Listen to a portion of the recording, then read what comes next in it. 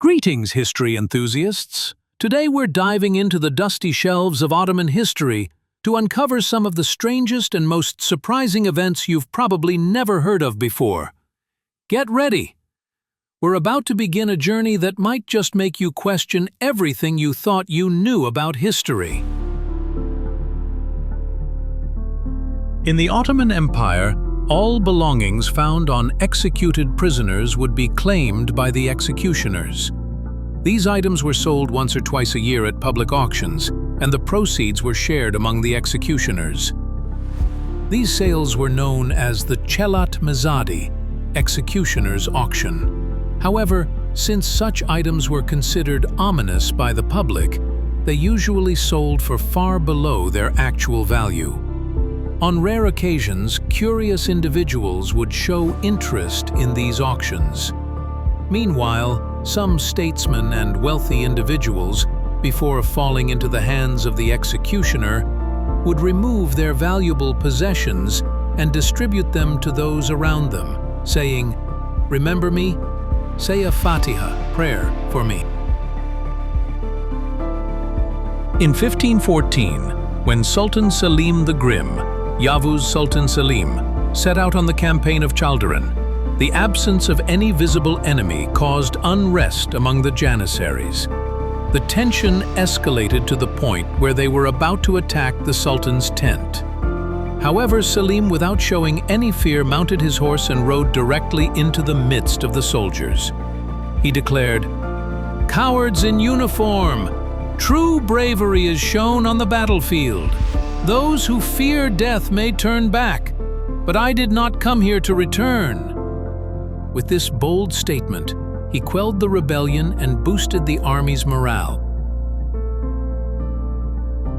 Sultan Selim the Grim not only managed the affairs of the state with care, but also paid close attention to his personal expenses. He disliked extravagant clothing and considered ornate dress more suitable for women. One day, when his son Prince Suleiman appeared before him dressed in an overly adorned manner, Selim gave him a memorable lesson, saying, "If you dress like this, there will be no jewelry left for your mother to wear." Christopher Columbus, who discovered the American continent, once sought funding for his voyage from Sultan Bayezid II, while searching for a ruler to sponsor his expedition. According to legend, he appeared at the Ottoman court with a priest and requested support in the form of ships. However, his request was denied. Columbus then returned to Spain, where he secured the backing he needed and set sail across the Atlantic in 1492. Thus, the Ottomans missed a great opportunity that had come right to their doorstep. Before the Tanzimat era, the privilege of riding a horse within Istanbul was reserved only for the Sultan and three high-ranking members of the religious scholarly class: the Sheikh al-Islam, the Kazaskar of Rumelia, and the Kazaskar of Anatolia. Other state officials could only ride a horse with special permission. Regardless of one's wealth or position, no one was allowed to ride a horse within the major city without explicit approval.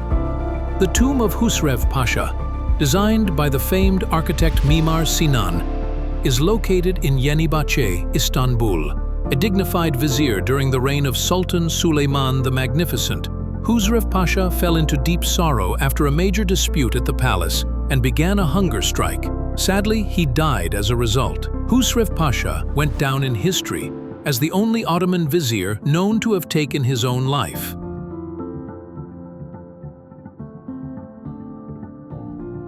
After the death of Sultan Suleiman the Magnificent, his funeral prayer was performed 3 times. The first was in Hungary, the second in Belgrade, and the final one at the Süleymaniye Mosque in Istanbul. It was so crowded that, according to legend, 500 imams led the funeral prayer. The poet Baki also recited his famous elegy for the Sultan for the first time during this ceremony. This event was a clear display of the deep respect the Ottoman people had for their ruler.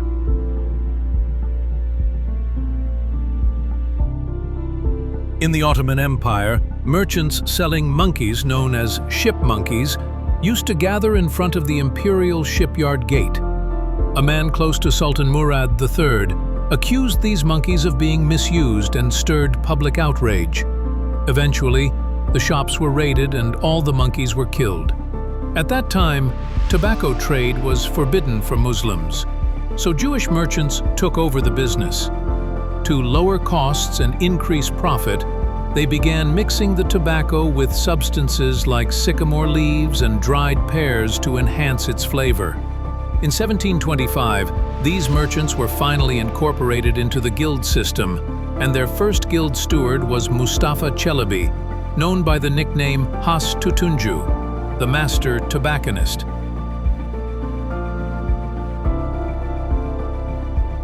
Sultan Selim the Grim left the Ottoman Empire with vast territories and a treasury full of riches. However, he passed away unexpectedly due to a boil. The Deliler, literally the madmen, were elite units in the Ottoman army, renowned for their extraordinary bravery.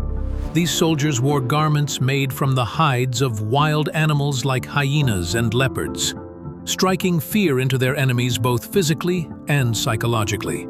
The bravest among them held the title Delibashi, head of the madmen.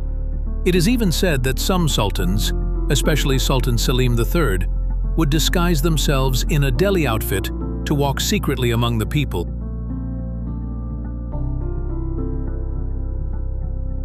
One day, a woman came to Sultan Suleiman the Magnificent asking for help, saying that a thief had broken into her home. The Sultan replied, "What kind of sleep is this, that your house is being robbed and you don't notice?"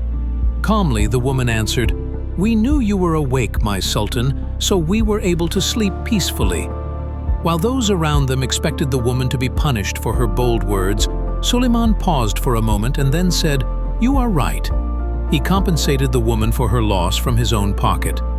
This incident is a beautiful example of the Ottoman sense of justice and the special bond between the ruler and his people. Starting from 1835, public concerts began to be held in the coffee houses around Süleyman Pasha Mansion, introducing the people of Istanbul to this form of entertainment for the first time. Around the same period, Sultan Selim II commissioned the renowned architect Mimar Sinan to build a magnificent mosque. This led to the creation of the Selimiye Mosque. During construction, one morning Sinan came, holding an egg which he cracked into the sand and began mixing. This special mixture was then used in the mosque's mortar. In fact, a farm was established in Karaağaç, Edirne, where 30,000 chickens were raised specifically for this purpose. Eggs were collected daily and mixed with sand and clay before being added to the mortar. Özdemiroğlu. Osman Pasha, the conqueror of Georgia, never lacked entertainment at night. Music was played, dancers performed, and refreshments were served. At the end of the night, he would rest his head on his servant's shoulder and sleep for a few hours, then rise for the tahajjud prayer. After praying with tears, his prayer rug would often be left soaked. This seemingly contradictory lifestyle reflects the inner depth of some of the distinguished Ottoman statesmen of the time.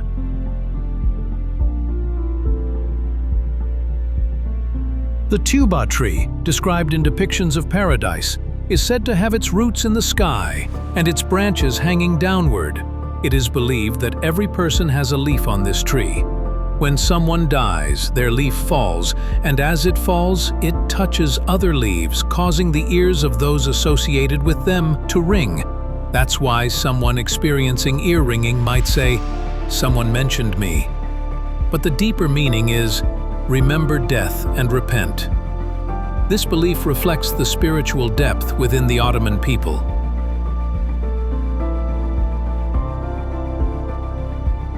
The people who couldn't reach the Sultan would leave their complaints near the palace using a method called the fire petition. The seals of the artisan guilds were composed of 4 separate parts to ensure security. Each piece was held by a different board member, and the seal could not be used unless all parts were brought together. Ezat Bey, the chief scribe of Sultan Abdul Hamid I, recounts, "One night, I knocked on his door to have him sign a very important document. After knocking a few times, the door opened. The Sultan appeared holding a towel and said, 'I woke up when you knocked the first time. I performed ablution. I never sign any document for this nation without being in a state of ritual purity.' Then he signed it, beginning with the Basmala.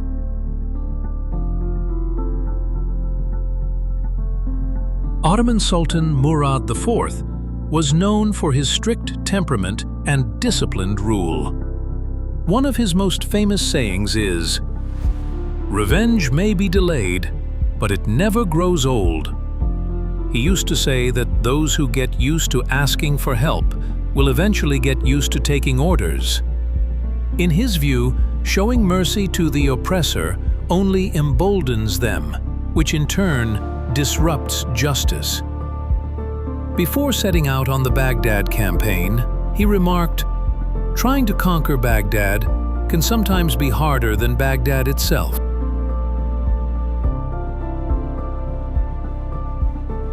Every artisan guild established aid funds called Avaraz Sandu to support its members during difficult times.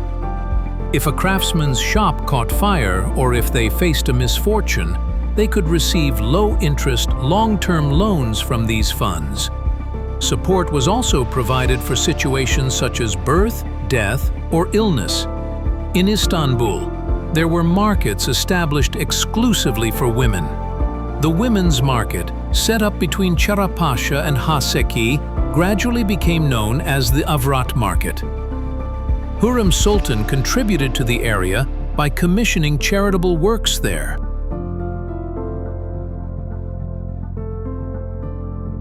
Ottoman sultans avoided leaving the country without a ruler by performing the Hajj pilgrimage through a representative.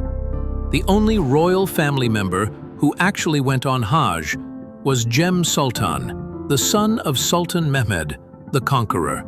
In 1573, the royal envoy who traveled to the Hijaz was Sa Sultan, the daughter of Sultan Selim II. At that time, the pilgrimage journey lasted 8 to 9 months. Because leaving the throne vacant for such a long period was considered dangerous, the sultans did not go on Hajj themselves.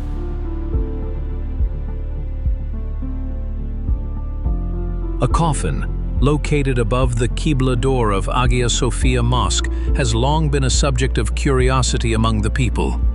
It is believed that Queen Sophia rests in this coffin. According to legends passed down for centuries, misfortune befalls anyone who touches this coffin. Stories say that several people touched the coffin in the past, and shortly afterward, Hagia Sophia experienced major tremors. It is also believed that 4 angel figures inside the mosque guard this coffin.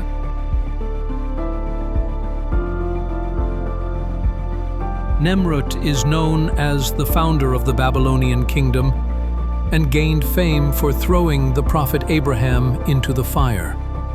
However, it is said that he did not believe in faith. Eventually, a fly entered through his nose and reached his brain, where it began to gnaw. Suffering unbearable pain, Nemrut asked to be struck on the head with a hammer. The hammerer, hiding a mace inside some cotton, killed him with a single blow. Thus, Nemrut met a terrible death because of a fly. If you want to see more videos like this, share in the comments which topics you're curious about. We'll consider the most popular suggestions and keep exploring them together on our channel.